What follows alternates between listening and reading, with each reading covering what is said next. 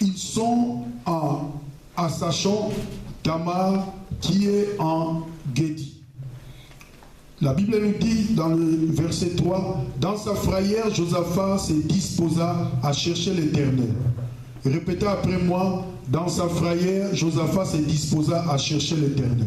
Dans sa frayeur, Josaphat se disposa à chercher l'Éternel. Il publia un jeûne pour tout Juda. Et il publia un jeûne pour tout Juda. Amen. Amen. Je continue la lecture. Juda s'assemblant pour invoquer l'Éternel et l'on vint de toutes les villes de Juda pour chercher l'Éternel. Josaphat se présentant au milieu de l'ensemble de Juda et de Jérusalem dans la maison de l'Éternel devant le nouveau parvis. Et il dit, l'Éternel Dieu de nos pères, n'es-tu pas Dieu dans le ciel et n'est-ce pas toi qui domines sur tous les royaumes des nations? N'est-ce pas toi qui as en main la force de la puissance et à qui nul ne peut résister? N'est-ce pas toi, ô notre Dieu, qui as chassé les habitants de ces pays devant ton peuple d'Israël et qui l'a donné pour toujours à la postérité d'Abraham qui t'aimait? Ils l'ont habité et ils y ont bâti un sanctuaire pour ton nom, en disant, s'il nous survient quelque calamité, l'épée, le jugement, la peste ou la famine, nous nous présenterons devant cette maison et devant toi, car ton nom est dans cette maison. Nous crierons à toi du sein de notre détresse et tu exauceras et tu sauveras. Maintenant, voici les fils d'Ammon de Moab et ceux de la montagne de Seir, chez lesquels tu n'as pas permis à Israël d'entrer quand il venait du pays d'Égypte, car il s'est détourné d'eux et ne les a pas détruits. Les voici qui nous récompensent en venant nous chasser de ton héritage, dont tu nous as mis en possession. Oh, notre Dieu, n'exerceras-tu pas le jugement sur eux? Car nous sommes sans force devant cette multitude nombreuse qui s'avance contre nous, et nous ne savons que faire, mais nos yeux sont sur toi. Tout Juda se tenait debout devant l'Éternel avec leurs petits-enfants, leurs femmes, leurs fils. Alors l'Esprit de l'Éternel saisit au milieu de l'assemblée Zachaziel, fils de Zacharie, fils de Benadja, fils de Jéhi, fils de Matania, lévite, d'entre les fils d'Asaph, et Zachaziel dit, soyez attentifs, tout Juda et habitants de Jérusalem, et toi, roi Josaphat, ainsi vous parle l'Éternel, ne craignez point et ne vous effrayez point devant cette multitude nombreuse, car ce ne sera pas vous qui combattrez, ce sera Dieu. Demain, descendez contre eux, ils vont monter par la colline de Sim et vous les trouverez à l'extrémité de la vallée en face du désert de Jéruel. Vous n'aurez point à combattre à cette affaire. Répétez après moi, vous n'aurez point à combattre à cette affaire. Vous n'aurez point à combattre à cette affaire. Présentez-vous, tenez-vous là et vous verrez la délivrance que l'Éternel vous accordera. Amen. Amen. Que l'Éternel bénisse sa parole. Amen. Le thème que nous allons développer, vous ne combattrez pas pour cette affaire. Alléluia. Amen. Vous ne combattrez pas pour cette affaire. Ici, on vient de faire la lecture. Peut-être j'ai déjà prêché ce message. Et je ne sais pas, l'Éternel a permis que nous puissions encore le lire. Et le Saint-Esprit va nous conduire pour la bonne compréhension de sa parole. Nous allons prier. Seigneur, bénis encore cette parole. Laisse que ta bénédiction soit encore parmi nous. Que la grâce et la faveur, Seigneur, de ta part, mon Dieu. Cher Saint-Esprit, toi qui es l'invité d'honneur, oriente-moi, donne-moi l'intelligence, la sagesse, afin d'expliquer encore l'énigme qui se cache derrière cette parole. Révèle encore ce qui est caché dans le nom puissant de Jésus-Christ de Nazareth. J'ai ainsi prié. Amen. Amen. Ici, la lecture qu'on vient de faire, la Bible commence après cela. Alléluia. Amen. Après cela. Josaphat, qui était le roi de Juda, après avoir fait la guerre avec Akab, le mari de Jézabel, après cette guerre, cela veut dire que Josaphat avait soutenu, était parti à s'associer à celui qui ne respectait pas les principes de la parole de Dieu ou de la loi. Akab s'est marié avec Jézabel et ensemble avec Jézabel, ils ont commencé à détruire les enfants d'Israël. Ils ont amené d'autres dieux en Israël. Mais Josaphat, qui avait le véritable Dieu, il est parti les soutenir. Quand il est parti les soutenir, après tous ces événements, après avoir fait cette choix-là, Josaphat, il est retourné en Juda. La Bible nous dit, après cela, il y avait un événement qui est venu. Alléluia. Les Moabites, toutes ces contrées qui sont venues de Syrie, les ennemis d'Israël se sont rassemblés pour venir faire la guerre à Josaphat. La Bible nous dit ici que qu'on est venu informer à Josaphat. Josaphat a reçu l'information, on lui a dit qu'il y a une multitude de personnes qui viennent pour faire la guerre, pour te faire la guerre. Josaphat, la Bible nous dit dans sa frayeur, j'enlève le micro, s'il vous plaît. Josaphat a convoqué tout Juda. Parce que Josaphat, il était le roi de Juda. Akab, il était le roi d'Israël. Nous savons que quand il y avait péché en Israël, Dieu avait divisé les tribus d'Israël. Il avait donné 10 tribus aux autres et Juda était resté pour David. À cause de David, il avait laissé Juda pour eux. Maintenant, quand il a soutenu les autres, quand il a soutenu là où on n'adorait plus l'Éternel qui est Dieu, quand il a soutenu là où nous savons l'histoire qu'il y avait le dieu de Baal, tout ça, quand il les a soutenus, la Bible nous dit que il y avait une multitude de personnes qui ont venu pour lui faire la guerre. Et dans sa frayeur, Josaphat qui avait la connaissance de Dieu, Josaphat qui reconnaissait ces choses, quand tu fais la lecture même chez toi à la maison, tu verras plus loin que la Bible nous dit que Josaphat a convoqué tout Israël et il a décrété jeûne et prière afin que l'Éternel seul puisse combattre pour eux. Parce qu'ils étaient faibles. Quand on a dit une multitude, Jonathan a vu qu'en eux-mêmes, ils étaient faibles. À eux-mêmes, ils étaient incapables de faire la guerre.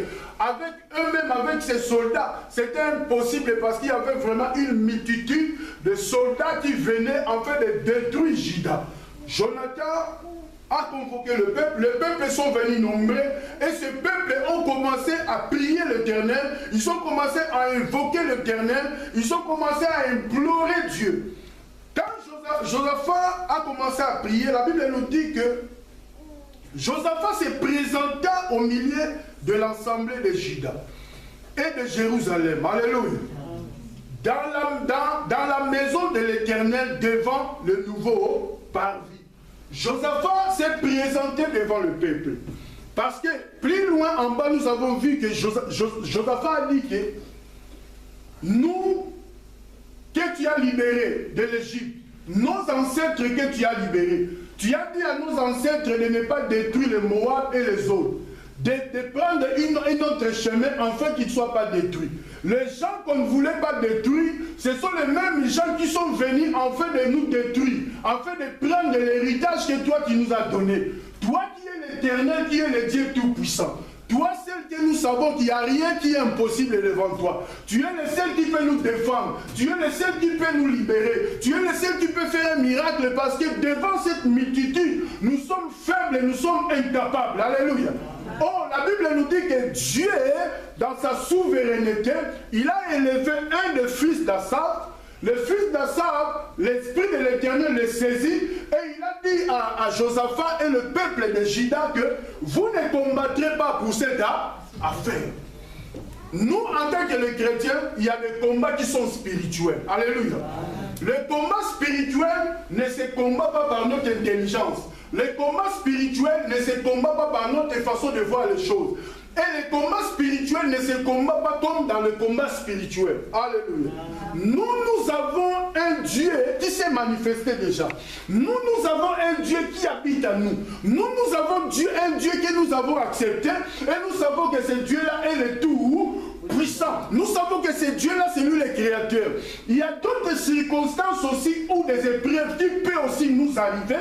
C'est à nous de comprendre que la Bible nous dit dans l'Ancienne Alliance, quand Salomon a conçu le temple, la Bible nous dit que Salomon, Dieu a exaucé sa prière, a pris la prière. À la fin de la construction du temple, la Bible nous dit que Dieu a dit à Salomon, s'il y a de la peste qui vient, s'il y a des situations qui viennent, s'il y a des troubles qui viennent, s'il y a des choses bizarres qui peuvent arriver, le malheur peut arriver, le peuple sur qui est invoqué mon nom, le peuple sur qui est invoqué mon nom, 6 000, cherche ma face, prie l'Éternel, alléluia, c'est détourne de ces mauvaises voies, j'ai guéri les pays. Donc cela veut dire, quand il y a une situation, alléluia, qui est spirituelle, nous en tant que chrétiens, nous devons savoir que nous sommes incapables de combattre. Alléluia. Amen. Quand tu combats spirituellement, laisse-moi te dire, celui qui te combat spirituellement peut commencer à se manifester physiquement. Tu le vois comme ça avec tes yeux que celui-là, il me combat. Pourquoi? Parce que toi, tu as gardé silence et l'Éternel combat pour toi. Quand l'Éternel commence à combattre pour toi, l'ennemi est affaibli.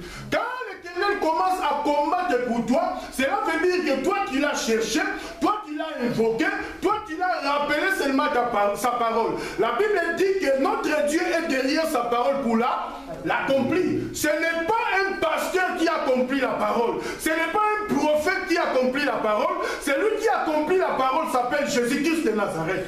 Lui qui nous a promis de grandes choses. Josaphat a compris cela. Quand il a compris cela, il a convoqué le peuple. Il a dit, nous allons nous mettre dans la prière. Lui, il était le roi. On voulait détruire le peuple. On voulait détruire son royaume. On voulait détruire Juda. Il a convoqué le peuple pour que le peuple soit aussi épargné. Mais nous, dans nos situations personnelles, dans nos situations individuelles, quand détruire l'église de Dieu, les intercesseurs et ceux qui prient, il faut se mettre ensemble afin de prier l'Éternel pour que l'Éternel défende son œuvre. La Bible dit que c'est Jésus-Christ de Nazareth qui est le chef suprême de l'église. Il détient toute autorité dans les siècles présents et dans les siècles à venir. Il n'y a personne qui peut détruire le fondement de Jésus-Christ de Nazareth.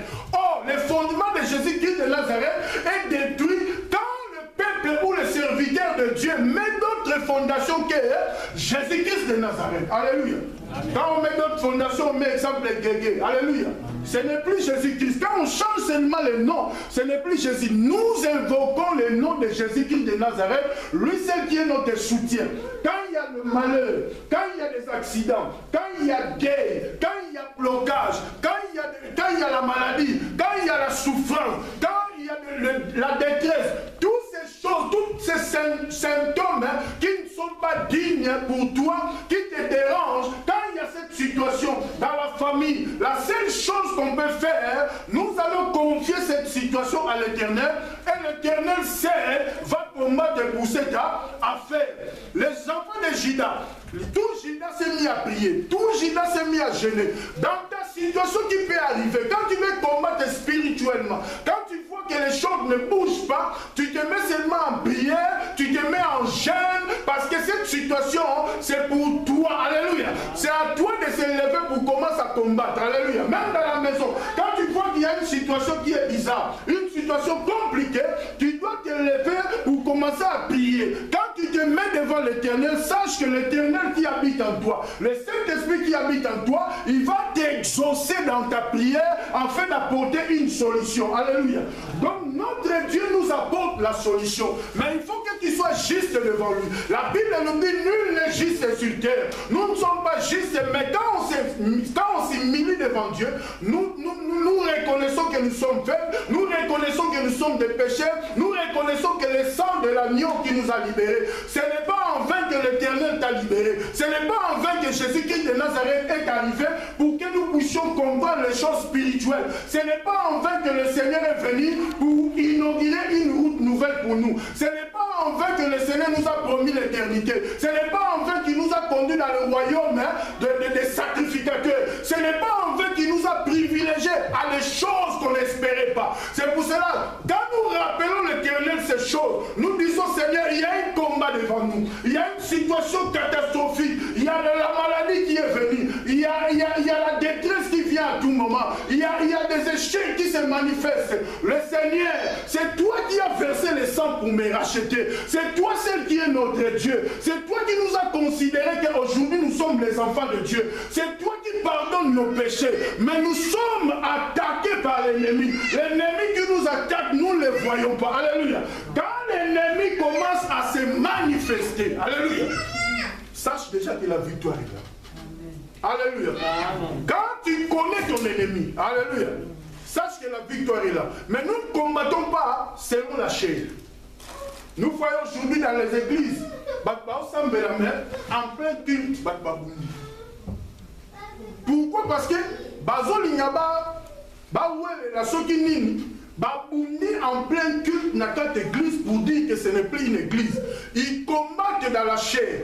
Nous combattons spirituellement. Quand tu combats spirituellement, Dieu peut t'ouvrir les yeux pour voir des choses que tu n'as jamais vues. Alléluia. Amen. Quand Dieu commence à te montrer, tu peux dormir, Dieu te montre les chaînes. Quand tu vois les chaînes qui commencent à te suivre, sache que c'est la sorcellerie. Alléluia. Les chaînes représentent la sorcellerie. Ça c'est la sorcellerie. Ça c'est la sorcellerie qui combat contre les sorciers. Quand tu te présentes devant l'Éternel, tu vas dire à Dieu, Seigneur, toi celle qui connaît l'identité de ces chiens. Alléluia. Amen. Toi celle qui connaît l'identité de ces serpents. Moi, je n'ai pas vu sa figure, mais toi, tu connais. C'est pour ça que l'Éternel des armées, quand il voulait orienter les enfants d'Israël pour aller combattre, il a dit que levez-vous, il faut vous lever tôt le matin parce qu'ils vont sortir par cette montagne de Sire. Alléluia. C'est là où vous allez descendre pour voir comment ça va se passer. L'Éternel a dit, vous ne combattrez pas pour cette affaire. Comme ils ont honoré Dieu. Quand toi tu élèves seulement Dieu, tu dis, Seigneur, ce que tu m'as montré, moi je t'adore. Parce que je sais que je suis sous ton abri. Je sais que c'est toi qui protèges mes enfants. C'est toi qui protèges mon mari. C'est toi qui protèges ma famille. C'est toi qui protèges tout ce qui m'appartient. Tu es le seul qui peut combattre cette affaire. Parce que moi je vois, mais je ne vois pas bien. Toi qui connais l'identité, si tu sais identifier. Là où mon ennemi entre, toi tu connais. Alléluia. Parce qu'il n'y a rien qui peut arriver sans que l'Éternel le sache. Amen. Il n'y a rien qui peut être caché devant Dieu. L'Éternel Dieu que nous prions, il peut déjà, il est plus que le GPS. On dit GPS. Avant GPS, c'est comme la destination à yo. GPS, il faut yo bêta. Alléluia. Dans yo bêta, notre Dieu est déjà arrivé là où tu devais arriver. Nzamba commis avant GPS. Nzamba nettoyer avant GPS. Nzamba planir avant GPS. Alléluia. Maudit c'est lui qui se confie à. Aujourd'hui, on se confie à l'homme. Comment? Il y a des situations qu'on peut confier directement à l'Éternel. Il y a des situations qu'on peut dire directement à notre Dieu. Parce que notre Dieu apporte des solutions qui peuvent nous étonner. Alléluia. Aujourd'hui, tu peux voir qu'on dirait que les choses ne marchent pas. Toi qui es un enfant de Dieu, tu dois proclamer que les choses marchent. Alléluia. Amen. Même dans la famille, parfois, il y a des familles qui sont divisées. Pourquoi? Parce que dans la famille, où tu vas dire, alléluia. Il y a des familles qui sont divisées par la jalousie seulement. Okay? Même famille, peut-être cousin ou des trucs comme ça, mais on ne veut pas de toi. Quand tu vois des choses comme ça, cela veut dire que le Seigneur te dit seulement qu'il y a un combat. Ces combats-là, tu vas combattre ces combats-là spirituellement. Ne combat pas ces combats-là avec comme les lots. Génération GSM, génération Sugini, Messenger. Alléluia. Il y a ceux qui combattent avec le téléphone. Hein. Il te combat avec le téléphone. Toi, quand tu vois des choses comme ça, ne réponds même pas. Alléluia. Prie seulement l'Éternel. L'Éternel peut envoyer aussi le messenger. Alléluia. A répondre. Azanzambe moko, après qu'on réponde de l'eau moko, écoute, yo, moutou a répondre, yo et diété. Dieu peut utiliser quelqu'un même dans la rue, moutou a répondre à la place na yo. Pourquoi? Parce que notre combat est grave, parce que nous sommes des chrétiens.